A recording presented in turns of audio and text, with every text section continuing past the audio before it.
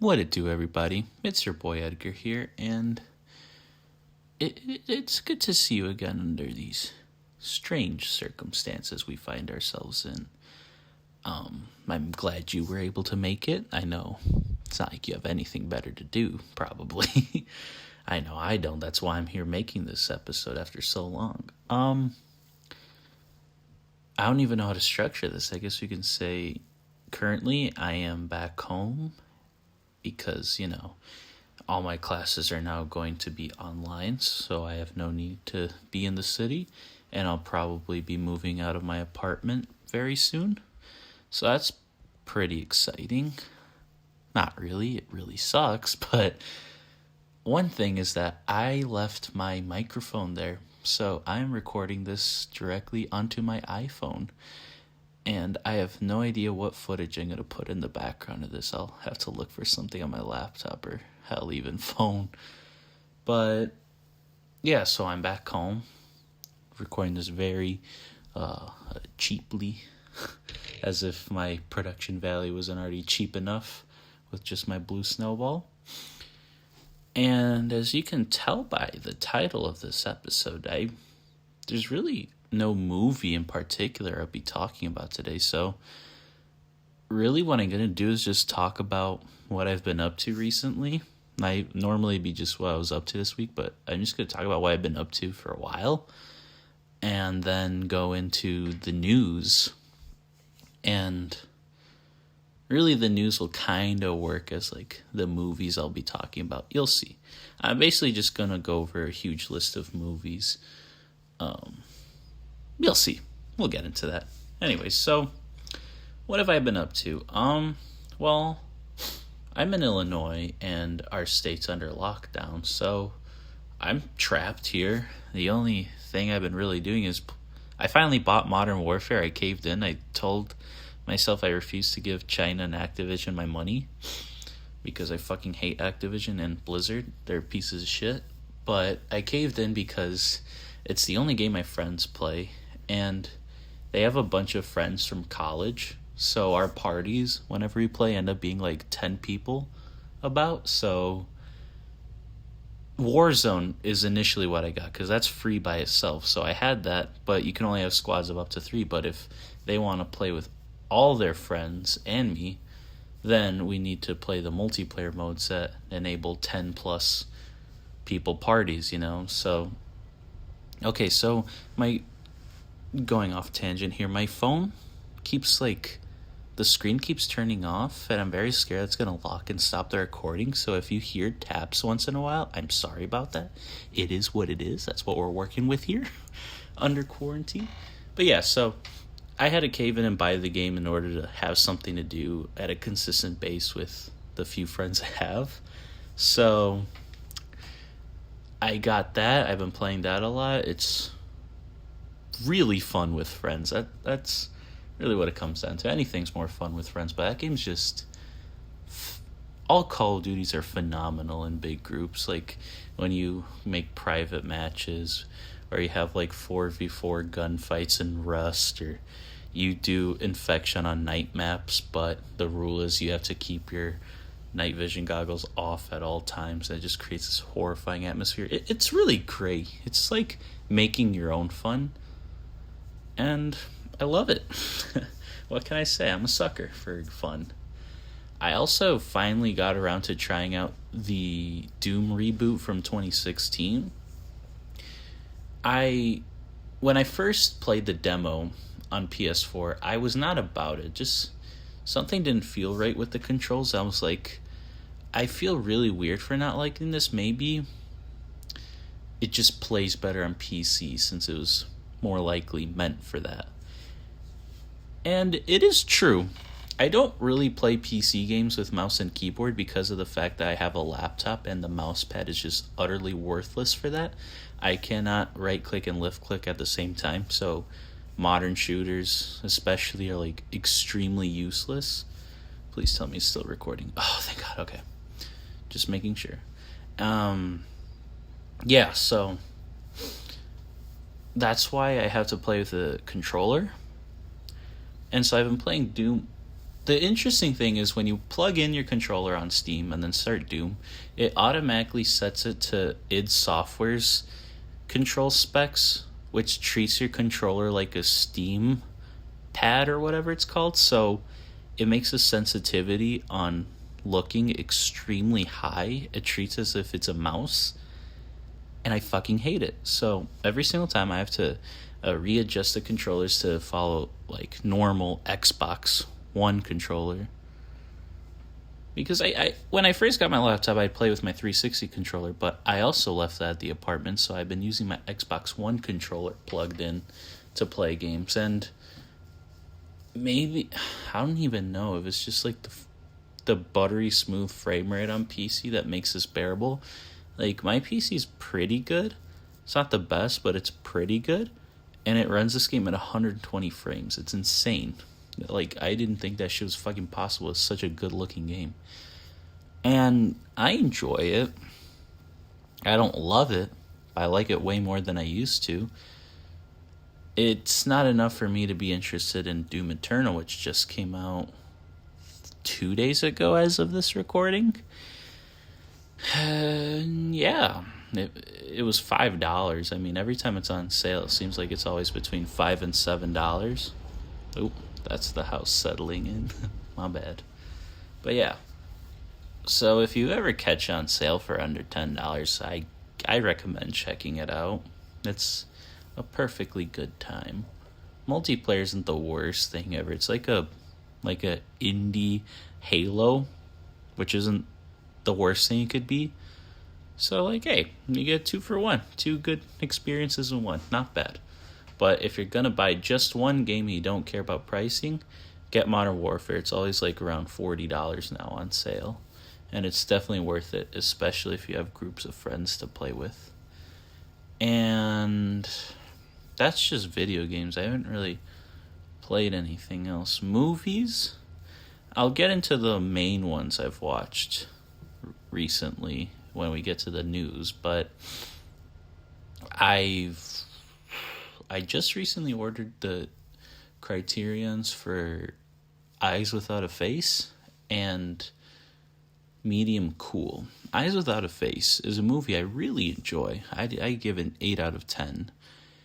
And it's one of my favorite horror movies because it starts as a slow burner, but at the same time, it's such a simple movie.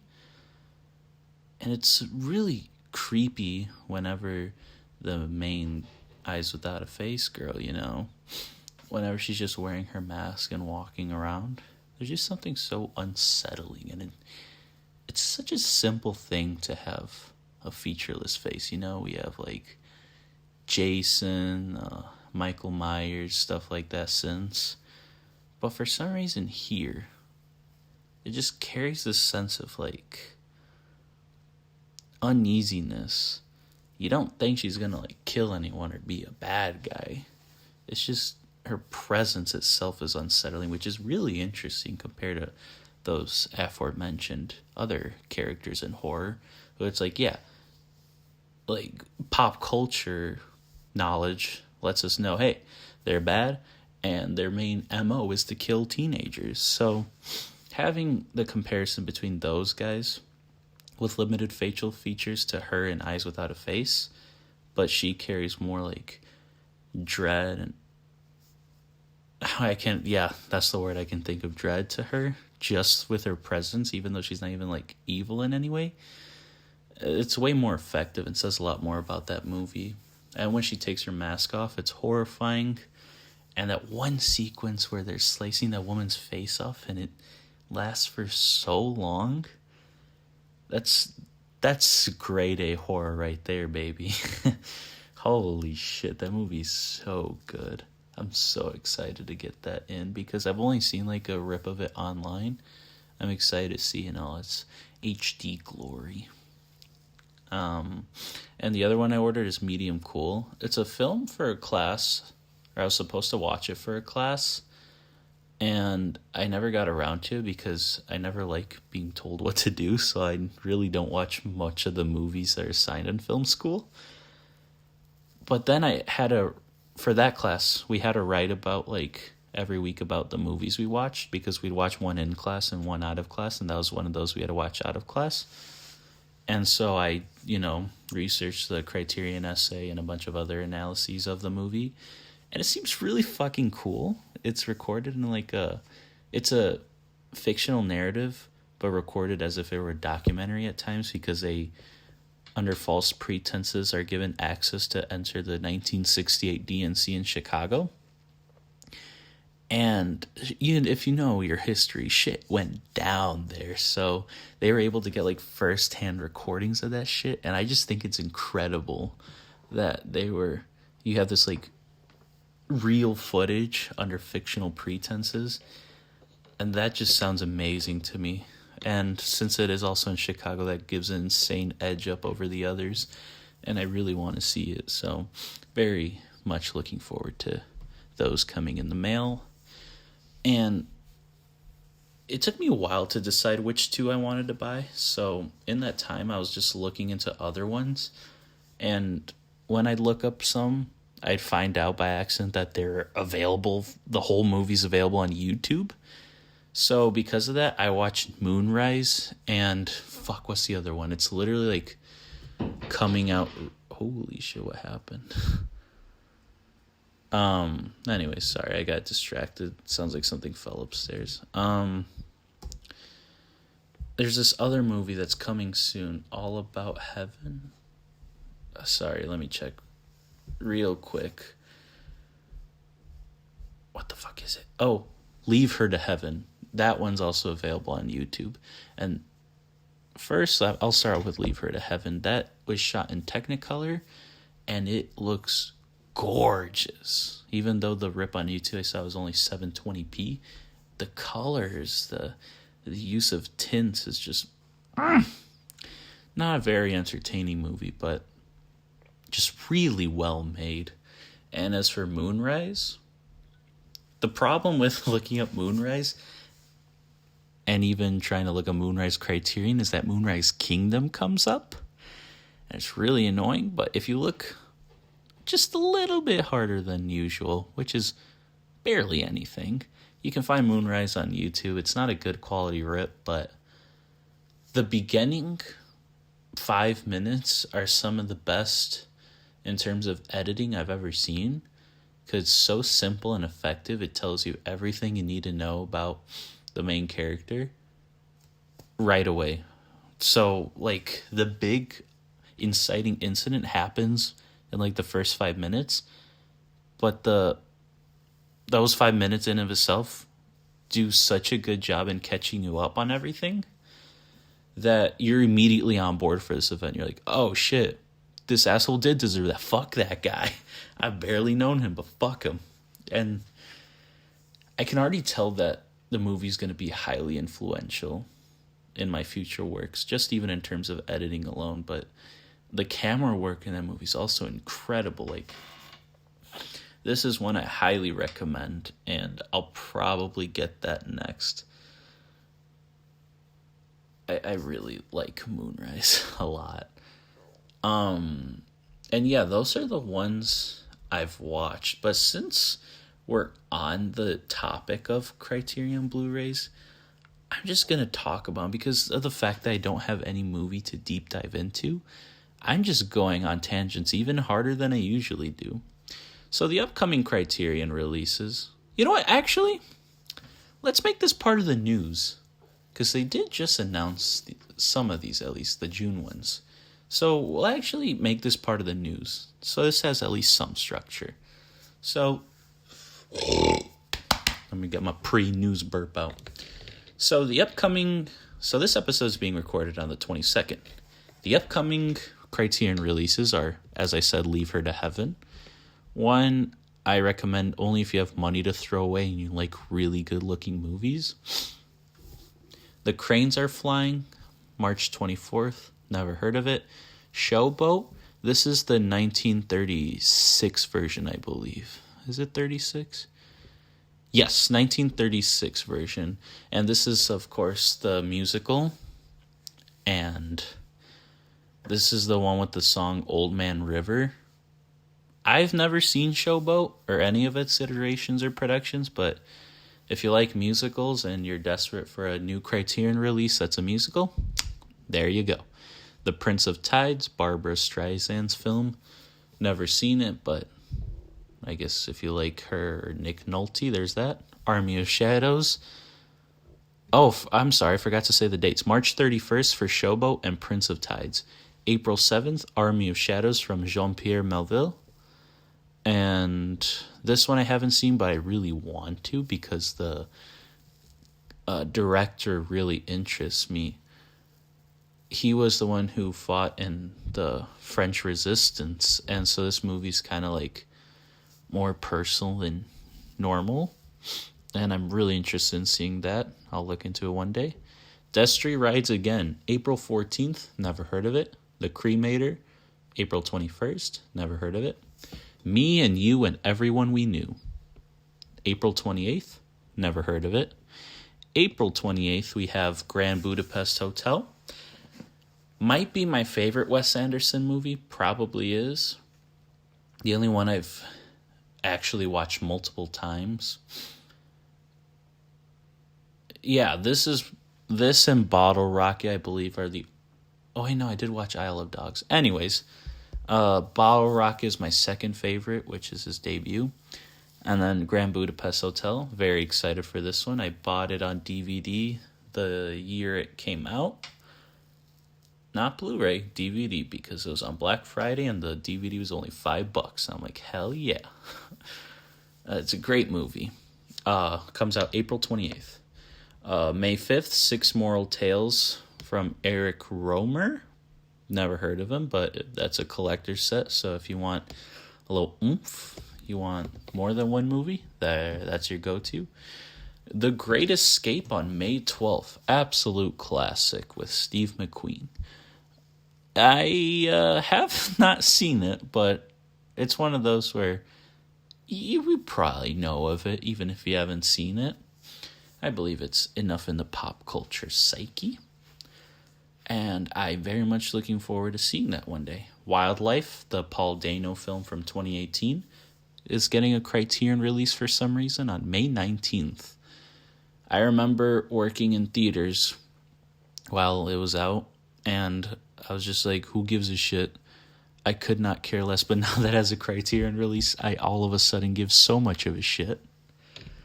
May 19th, Dance Girl Dance. Haven't heard of it, but looks like a nice dancey, maybe singy movie, hopefully.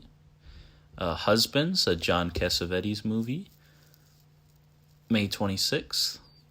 Scorsese Shorts. This comes with... Is it... How many shorts is this? 1, 2, 3, 4, 5, 6. Yeah, so I thought 6 of Scorsese's early career shorts. I've only seen one of them, which is The Big Shave.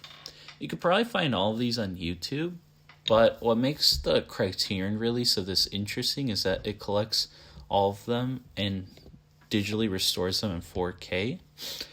And it comes with a conversation with Scorsese and critic Farron Smith-Nem. And then, a discussion with the filmmakers Ari Aster and the Safdie brothers. And then it also says more exclamation marks. So if you want, if you're a fanboy of Scorsese, then I'd say this is good to have in your collection. I'm definitely looking into getting this because it's really interesting to see someone's early works from such a long time ago to be restored like this. It makes me wonder if any of my short films I'm making now are going to be released in some collection like this and it restored in 32K or whatever comes in the future.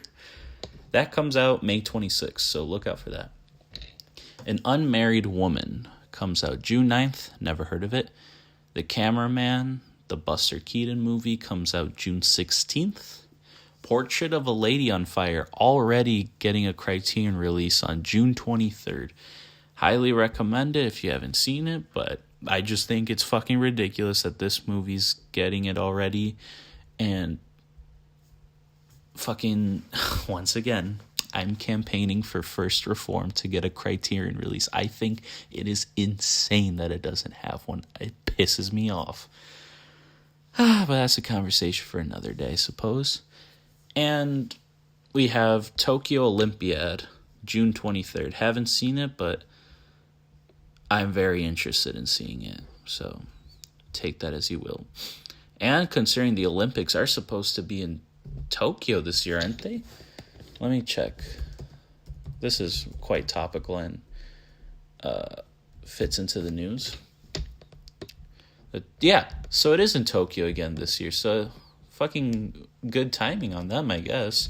And just came in that they're very much considering postponing the games, but they're not outright canceling them, which I'd say is a good call. It'd be really awkward to cancel the Olympics one year. That'd just throw the world off, as if this virus hasn't done that enough. And last, but absolutely not least, Come and See comes out on June 30th. That is one of my favorite war movies of all time. And I've been desperately wanting Criterion to do a release on this. And they couldn't have chosen a better time.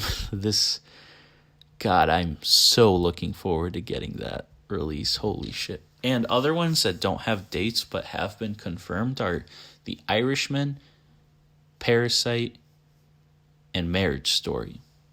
And that's another reason why I think The Portrait of a Lady on Fire's one is absolutely ridiculous. I feel like those three should have came out before Portrait. I mean, fuck, right before theaters shut down, Portrait of a Lady on Fire was still in theaters, at least at the one I worked at. Like, what gives, man? But we can't complain. Good movies are good movies. So those are all the upcoming Criterion releases. Sorry for going on that tangent. I just thought, if you're here, then you're a cinema buff and you should know about these. And get my takes on some of them at least. Okay, so now we get into the real news, aka the meat of this, podcast. Because of the fact that there's really no movies coming out, I decided, why don't we talk about the movies that are kind of coming out? First, I want to talk about the movies that have been delayed, and then talk about the movies that are coming out. So, let's talk about the reason I don't have a topic really this week. So, as we all know, movie theaters are shut down. Shit's looking real bad for the future of theaters now. And everything's being delayed indefinitely or as a way later release. First off, No Time to Die. Supposed to come out in April. Now it's not coming out till November 25th. Wow. This comes out fucking 2 weeks earlier in the UK. Go figure. I don't know if the other ones did that, but shit. Next we have Black Widow. Supposed to come out in May. And now we have no idea when it's coming out. Minions: The Rise of Gru. Supposed to come out already in July. And it's now indefinitely delayed. Holy shit. Movies are being delayed that far out. Oof. This isn't good. I did not know about this one. Fuck. You see, the reason this one sticks out to me is because Tenet comes out in July. That's probably now my most anticipated movie of the year. Oh, fuck me. So, if Minions was able to get delayed, that means there's a good chance Tenet might get delayed. Oh, oof. I don't know what I'd do if they delayed it. I think worst case scenario would be they delay it indefinitely. Best case scenario, it still comes out July in theaters. Everything's all blown over. Second best case scenario, comes out July. They release on video on demand. Fuck it. I'll take that at this point. I just need to see it. Then the next worst case scenario is they delay it, but they give a new release date. Anyways, so yeah, Tenet not confirmed if it's delayed or not, but I'm very scared for its future. A Quiet Place 2 supposed to come out in March. Now, no unspecified release date. Fast and Furious, dude. This one is insane. Supposed to come out in May. Now it's not coming out till April of 2021. That's an 11-month delay. So they're like, all right, we're missing the pre-summer hype. Then fuck it, we'll try again next year. That's like in Wizards of Waverly Place when Dean wakes up. And he's like, he wakes up, checks the clock. He's like, late for class. I'll try again tomorrow, and goes back to sleep. That's literally the exact same energy here. What the goddamn fuck? That is insane. Next, we have Mulan. It took them quite a while to delay it, and they finally got around to it. They did it, fucking March 12th? They did it literally, 2 weeks before it's supposed to come out, and now we have no idea when it's coming out.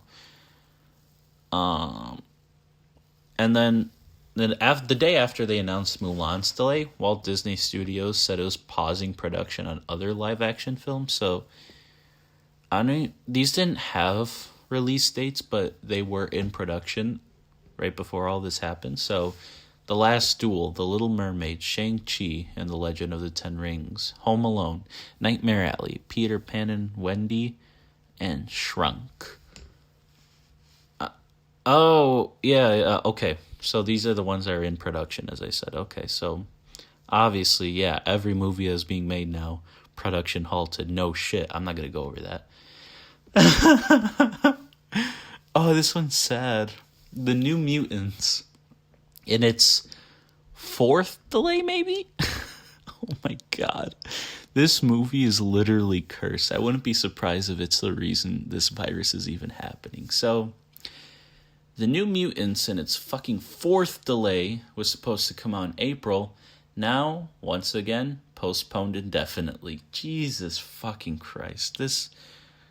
I'm desperate to see this movie. I don't know why they don't just release it on Hulu. It will do fine. It'll do better released on Hulu than it ever would in theaters at this point. There's no reason to watch this anymore. At least for a general audience. Who the fuck is this for at this point? The X-Men, the Fox X-Men universe is done already. In the time that it took them to fucking make this and try and release it. Not even release it. Shit. Spiral, the Saw reboot of sorts, I'm not sure, but it's in the Saw universe. Was supposed to come out May 15th. Now indefinitely postponed.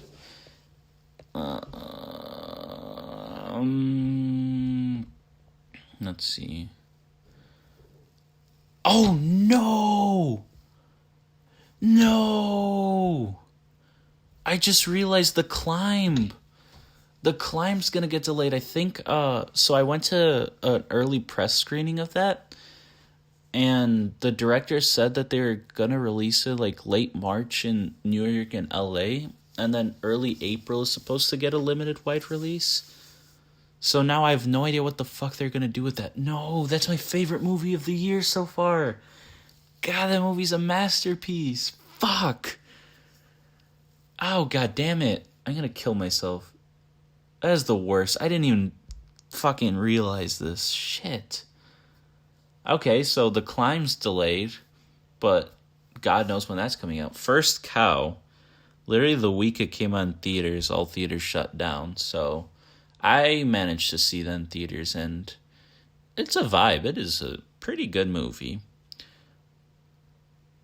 And I have no idea what's going to happen to it now. Oh, Peter Rabbit 2 was supposed to come out in April. Now I have no idea when that's coming out. Shit's really bad out here. Let's see. Okay, so that's, I guess, all for now. Confirmed delayed movies releases. That's the bad news. I've gotten all the bad news out of the way. Now, let's talk about the good news. These are the movies that are getting released on digital, either earlier than expected or way earlier than expected. For example, on March 13th, so 9 days ago, Rise of Skywalker came out early on, video on demand. Frozen 2 came on Disney Plus 3 months earlier than we thought, on March 15th. So, You can rent Rise of Skywalker, or you can check out Frozen 2 on Disney Plus, which seems like a pretty good deal to me for the Frozen 2 at least. March 20th, Universal's doing interesting shit. They are releasing The Invisible Man. Oh, shit. Okay, yeah. So Universal's releasing some of their movies on video on demand, but it's $20 for a 48-hour rental. Normally, under other circumstances, I think that's ridiculously overpriced, but these movies were in theaters at the time they all shut down. So this is a completely fair deal because $20 is less than the price of 2 tickets. So if you were to watch this with one other person, you'd already save money. So if you think about it like that, it's a pretty great deal. So The Invisible Man came out March 20th, along with The Hunt and Emma. So these all same deal, $20 for a 48-hour rental. And I saw Emma, and to me, it's one of the best blocked movies I've ever seen. I don't know what it is. I think it was because I saw it literally like within days of shooting my own directing project for a class, which was like emphasized blocking a lot. And so I was really paying attention to that. It just seemed like this movie did it so well at times. And I really enjoyed it. I don't see everyone enjoying it, but it's a great watch. Definitely, like, out of these three, the one I'd recommend. The Hunt, I was going to see in theaters with my little sister. Okay, quick story time. This is where I go on a little tangent. So, I work at AMC, right? The day I found out we were shutting down, I found out via a tweet. I didn't even find out from my managers.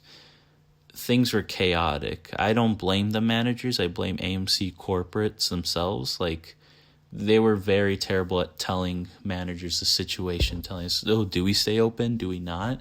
Are we considered a restaurant? So do we close? Do we just close concessions? Shit like that. It was a mess. So I found out via Twitter that I lost my job. So I'm like, okay, fuck me. And then, so Regal first shut theirs down, then AMC shut their theaters down. And Marcus Theaters is a chain, in case you aren't aware. They did not shut their theaters down. So I'm like, well, actually, I didn't know if they did or not. I got really curious. So after voting, I took my little sister with me to vote just because I'm like, well, you may as well see the process.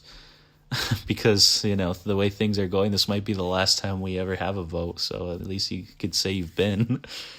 And so after that, we went to the mall just to see if things were still open. And a shocking amount of things were open. It was horrifying. And then that's when my mind was like, wait, is the movie theater open? Mine just fucking shut down. And so you go in, and sure enough, those idiots were open. The only thing they did is just cut their capacity to 50%. So my little sister and I were going to watch The Hunt. Fuck. But I was really scared that I wasn't going to like it or be bored. So we ultimately watched Sonic. She hadn't seen it and wanted to. I had already seen and loved it. So I saw it again and took her to see it. That's a pretty good movie. Anyways, that's my long tangent short on The Hunt. So I was going to see it, long story short, but I didn't. The Invisible Man, I heard it's great, but I don't like horror. I'm a baby, so I'll never see it. And also on March 20,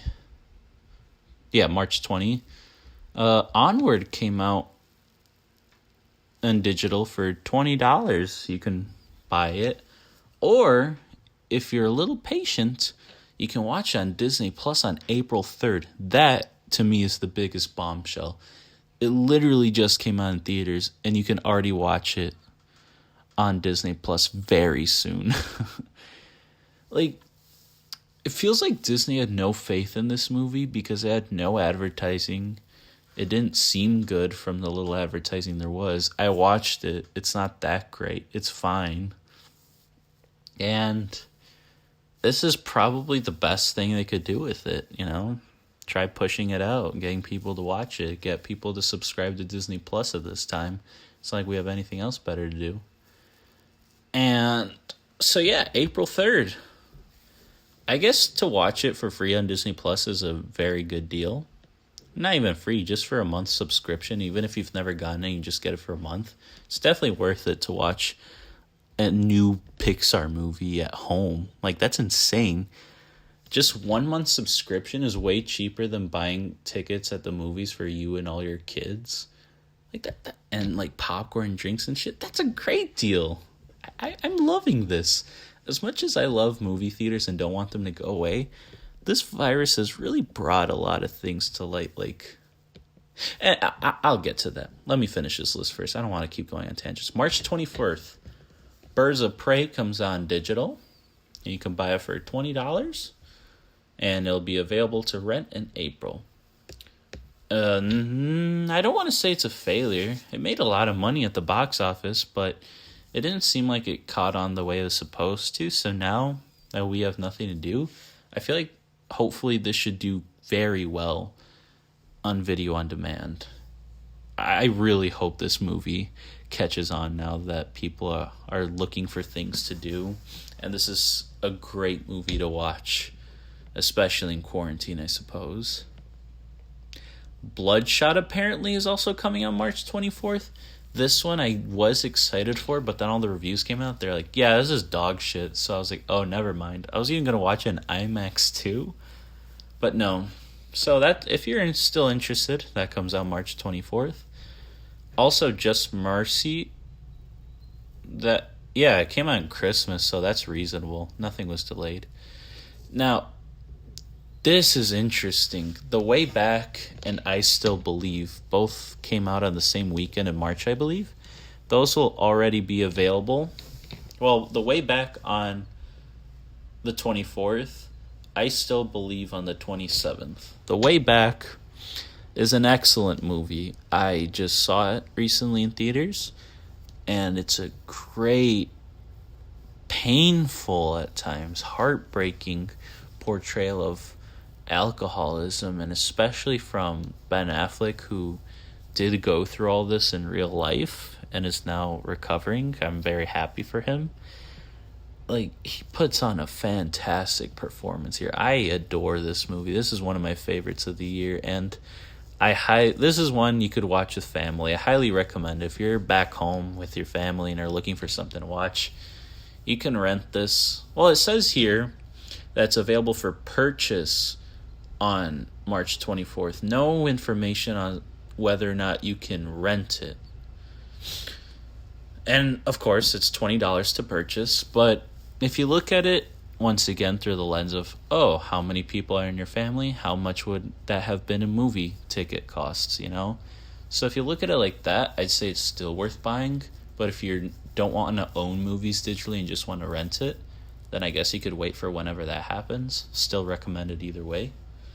I Still Believe, don't give a shit, but March 27th, you can buy that. April 10th. Oh, man. Oh, this hurts. Trolls World Tour was supposed to come out in theaters April 10th, and now they're just going to release the film digitally and for streaming on the same day. That's gotta hurt. It's like, well, what the fuck do? We thought we could make a cash grab and just get kids' monies, those stupid idiots. And now they gotta dump it onto digital. That one I feel bad for you. They didn't even have a fighting chance. R.I.P. Trolls. But since it's a kids' movie, hopefully it gets some of its money back to entertain the kids, get them to shut up for a few hours while you lay down in bed in the room next door. Yeah. That is all the info I have on movies that are coming to digital early because of the virus. So there you have options coming up very soon. You can watch a lot of these. And this is what I want to get into just the implications this might have on the future of movie theaters and cinema as a whole. So, what this is doing is showing that essentially we're in the middle of an experiment where if the movies that were supposed to be in theaters but now have no choice but to release it digitally, if they do really well digitally, it might give the message to studios that maybe there is money in doing a simultaneous digital and theatrical release at the same time. Now, it's a coming from the perspective of a filmmaker and one who champions movie theaters. It's really tough to say what's right because you can make arguments for everything. Like, movie theaters are essential. You know, that's where the new movies come out. It's been part of the world's psyche for over 100 years now. Well, maybe not over 100, about 100, let's say. You know, where we all need entertainment. We go to the movies. During the recession, what did people do? Go to the movies.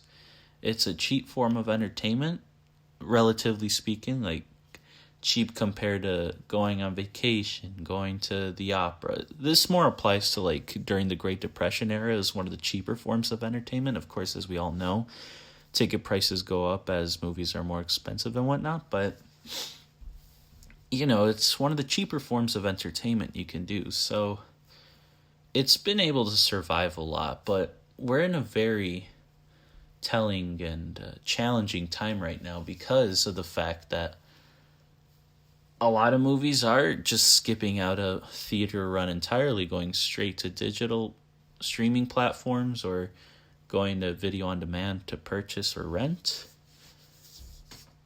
And it's scary times, but what I feel like is happening here is, like I said, the experiment of releasing movies digitally and seeing how they do.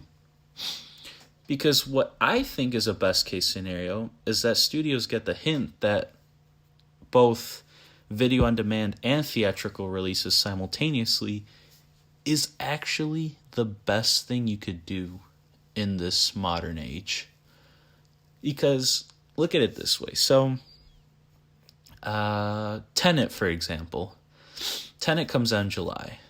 And, you know, it's guaranteed to make a lot of money in theaters. People will pay premium to see Nolan's movies because he's like one of the last, how do I word this, like true filmmakers or champions of cinema, if you will, in terms of how he cares about how his movies are shot and stuff like that. So like, you know, shooting on film, shooting it with IMAX cameras, like essentially using the art form of cinema to its fullest degree. So that's why Tenet's going to get like 35 millimeter, 75 millimeter runs in film theaters, but then also have IMAX runs in IMAX theaters, regular runs in regular theaters. It's going to get that Dolby theater runs, just shit like that. Like basically he's considered every format and it's going to be fucking great to watch on a big screen, you know? Like there's just movies like that that'll always be around where you have to watch on the big screen. But there is so many, you know, rules and exceptions, not rules, exceptions to like why people won't go to the theaters. Maybe they have like, you know, people with autism who have sensitive hearing and whatnot and can't handle like very loud noises. So if you give them the option to rent at home, they'll be able to hear it comfortably, control the volume all they want. Just people who, for one reason or another, cannot go to the theater, or hell, even maybe can't even be in public. Still giving them the chance to watch in the comfort of their own home, I think it's a fantastic idea. Like, so as I was saying, with the movies that Universal's releasing for $20, that's a great idea for now. But if studios would want to see profits and have the movies be able to be rented at home the same time they're in theaters, I'd suggest making renting a movie So Tenet comes out July blank. I'm forgetting the date. Let's say July 5th. So Tenet in theaters comes out July 5th. It's what? $14 a ticket in the theaters? Good. Whatever. It is what it is. At this point, we all accept movies are expensive. We'll pay the price, whatever it takes to get in. On average, 14, let's say. So you pay $14 for a ticket. But there's people who can't go to the theaters, but also want to see on release day. Well, if I were a studio, I'd make a 48-hour rental be $40. Now, it seems like a lot of money, but if you take the $12, the $14 ticket price idea, 14 times 2 is 28. So if 2 people watch in theaters, it's $28. If 2 people watch it at home, it's $40. If 1 person watches it at home, it's $40. Now, the thing is, it's a lot of money, but if you have multiple people, then you can justify the costs split amongst yourselves or whatever.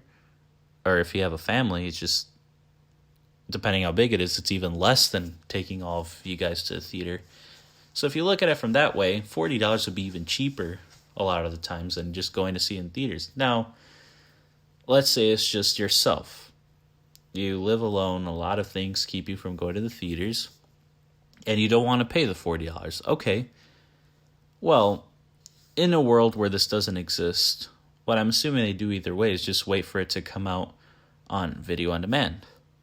And then by then, you can buy it for $20 or rent it for $6? So we can still keep that in mind. It's just during the period it's in theaters, make the rental $40.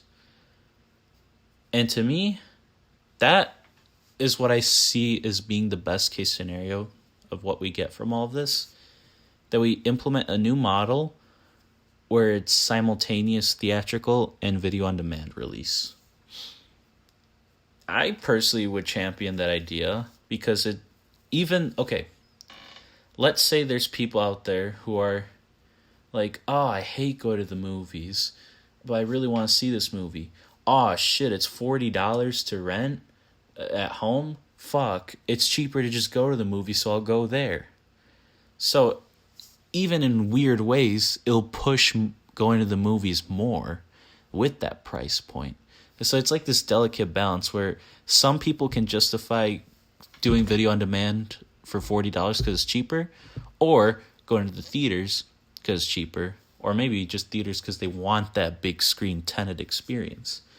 So I feel like it's the ultimate middle ground where it's at a premium price point where it's expensive enough that people in large families can justify paying it, and also justifies people going to the movies. But the fact that you give options is what's great.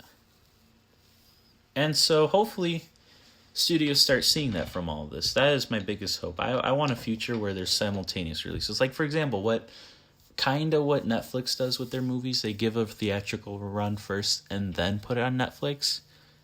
You could do that where it's for the first 2 weeks it's in theaters and then put it on video on demand. And if you do that, I'd even think it's reasonable to do first 2 weeks in theaters and then video on demand as normal pricing as it is right now, where it's $6 to rent and $20 to buy.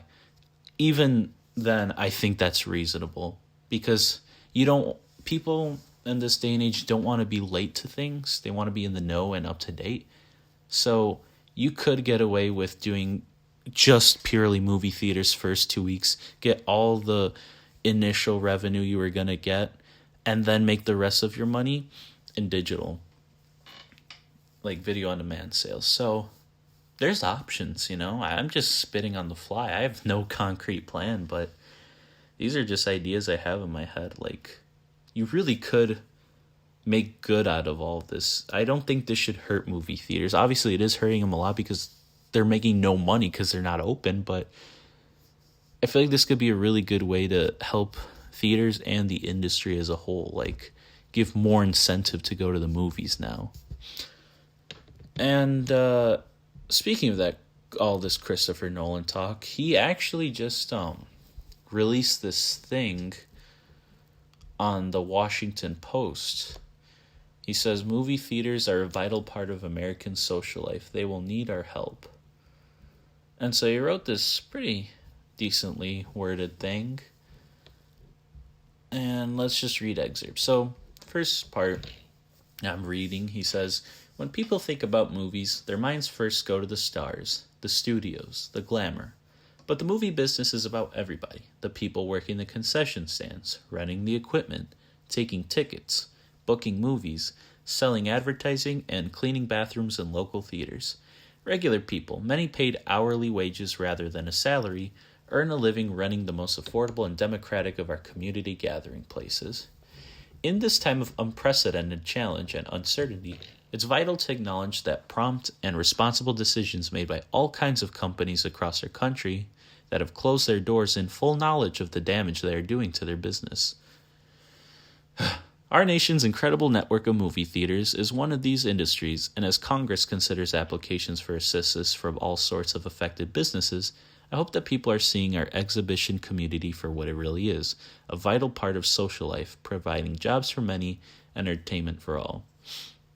So basically, all this is so far is just him saying, theaters have been chosen to shut down, and they're an integral part of the film industry because, this is where we fucking show our films.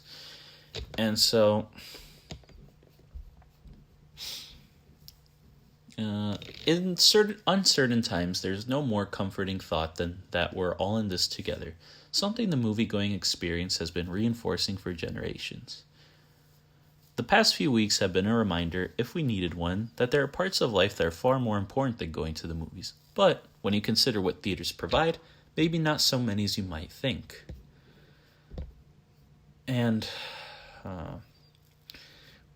we don't just owe it to the 150,000 workers of this great American industry to include them and those we help. We owe it to ourselves. We need what movies can offer us.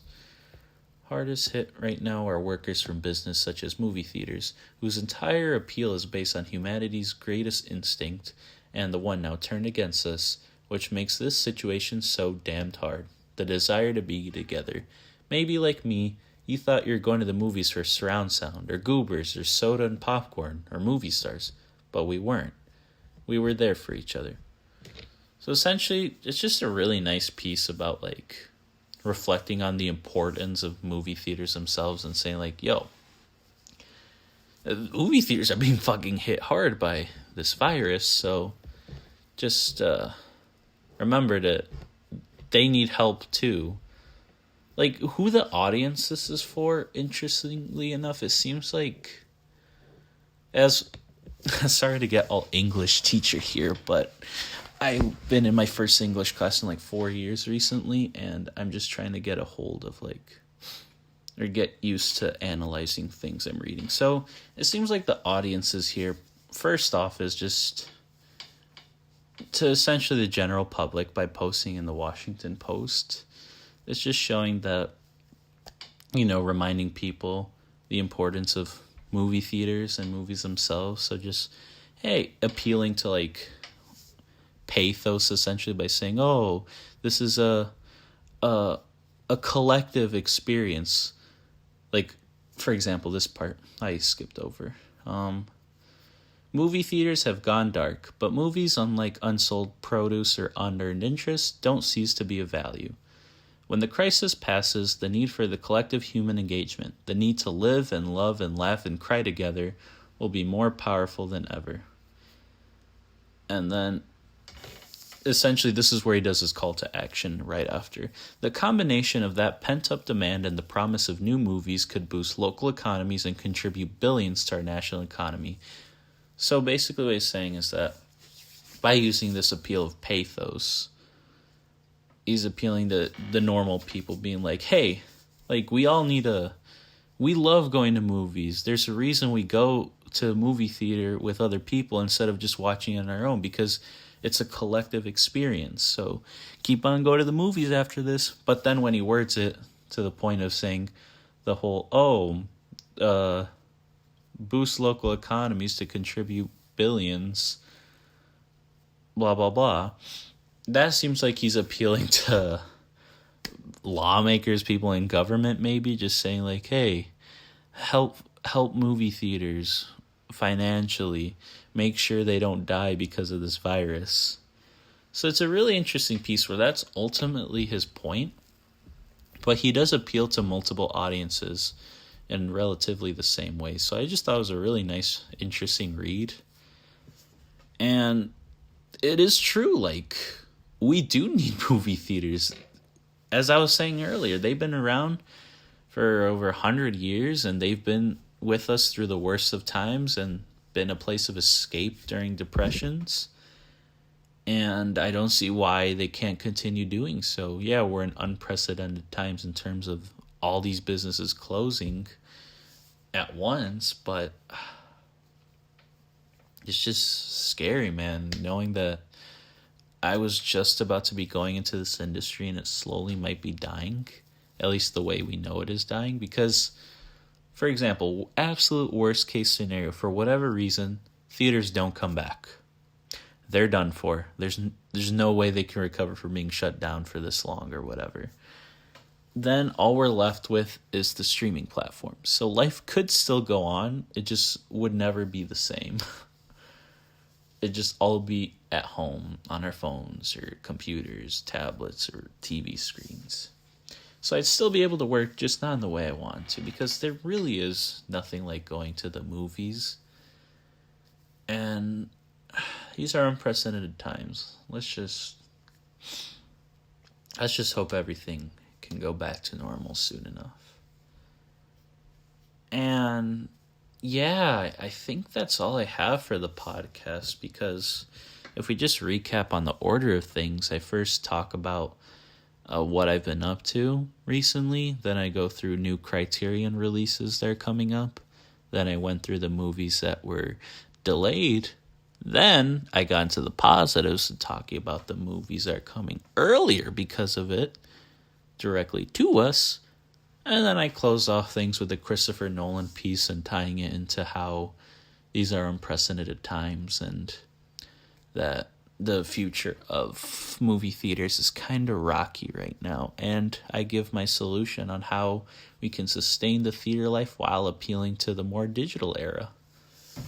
And I know nobody in the industry is going to hear this, but it's just something really interesting to think about. Like, I've heard rumors that Warner Brothers is considering releasing some of their upcoming movies digitally at a super high premium, around $40, I think. But the problem is, in my proposition, I only put $40 during the time that the movie's in theaters. But only having the movie out for $40, like that's your only option to get it, that's when I start to have a problem. Like, I know these guys are just trying to regain their money, but everyone's at home, man. Like, I don't think they'll be as willing to pay $40. They'll definitely be willing to maybe pay $20 for a flat rate, if you give them that option, not $40. And since there's so many people at home, if you have millions of people more willing to fork out $20 than before, that's millions of more $20 you're getting in profits. I don't know. Just a lot of, in terms of business, a lot of uncertainties. We're tanking so fast into a recession. We were supposed to inevitably, but this is going way faster than anyone could have predicted. And yeah, I guess this is the part where I give my closing thoughts. Just keep on keeping on, guys, Wash your hands, don't touch your face. Just stay at home. Don't go outside unless you need to get groceries, go to the doctors, then go. But even as much as it pains me to say this, try avoiding going on walks. Because a lot of people think that's harmless, but when a lot of people think that it's harmless, then therefore that means a lot of people go to walk outside, and therefore the social distancing and quarantining is kind of worthless, because all it takes is to be 6 feet or closer to someone to be infected by them if they have it. So just do your best, guys. Stay safe. Keep on doing your thing. Don't keep your loved ones too close, but make sure to check in on everyone. I hope you guys are doing well. If you have any concerns or just want to talk to someone, just let me know down below. We'll have a nice little chat, because it's not like I have anything better to do. That's why I'm here. And I think that's it for me today. Since maybe I will check out one of these movies that are coming out digitally and do a proper episode. Maybe I won't have much movie news, but I'll see what I can do if I can come up with a normal podcast episode, just to make things seem like they're normal. I like that idea of escapism. A lot of YouTubers are doing that, where they're just continuing to do their thing, and I appreciate that. But I wanted to make this episode as a direct response to what's going on, to show that a lot of bad things are happening, a lot of bad things could be happening, but a lot of good is happening, and a lot of good things could be happening, So just a balance of reality and optimism, both being realistic. It's a nice piece. And also I want to make this because this is an unprecedented time in history, and it's almost like a bookmark in the book that is the world, Just capturing lightning in a bottle, if you will. Capturing the anxieties, the hopes, the fears, all the good stuff. So thanks so much for listening, and wow, this episode is way shorter than I thought it was going to be. Thanks so much for watching, and I'll see you guys on the next one. Stay safe and take care.